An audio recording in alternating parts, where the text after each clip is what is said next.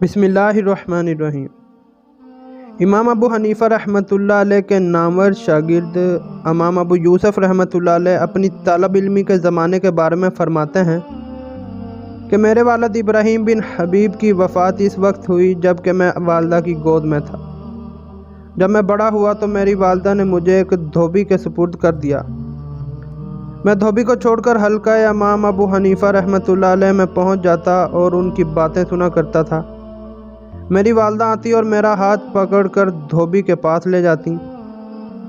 इमाम अबू हनीफ़ा रहमतुल्लाह अलैह मेरी हाज़िरी और हिर्से इल्म को देखकर मेरी तरफ काफ़ी तवज्जो फरमाया करते थे।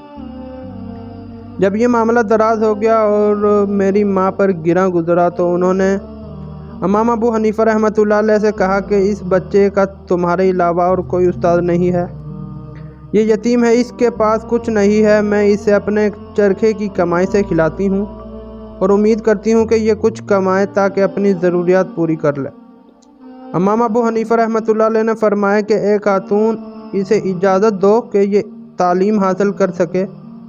एक वक्त ऐसा आएगा कि ये पिस्ता के तेल से बना हुआ फालूदा खाएगा। इमाम अबू यूसुफ रहमतुल्लाह अलैह कहते हैं कि मेरी माँ ने इमाम साहब रहमतुल्लाह अलैह से कहा, तुम्हारी अकल तो नहीं चली गई, यानी ये यतीम बच्चा इतने कीमती खाएगा, ये बात नामुमकिन है। इमाम अबू यूसुफ रहमतुल्लाह अलैह कहते हैं कि फिर अल्लाह ताला ने मुझे इल्म से नफ़ा दिया, यहाँ तक कि मुझे काजी बना दिया गया। मेरी मजलिस हारून रशीद के साथ हुआ करती थी और उसके दस्तरखान पर उसके साथ खाना खाता था। एक दिन हारून रशीद के पास फालूदा आया तो हारून रशीद ने मुझसे कहा कि खाइए, इस तरह की चीज़ें हम लोगों के लिए रोज़ाना नहीं बनती हैं। मैंने कहा कि कौन सा खाना है? उसने कहा कि ये पिस्ता के तेल में बना हुआ फालूदा है। इस पर मैं हंस पड़ा। हारून रशीद ने मुझसे पूछा, क्यों हंसे हो?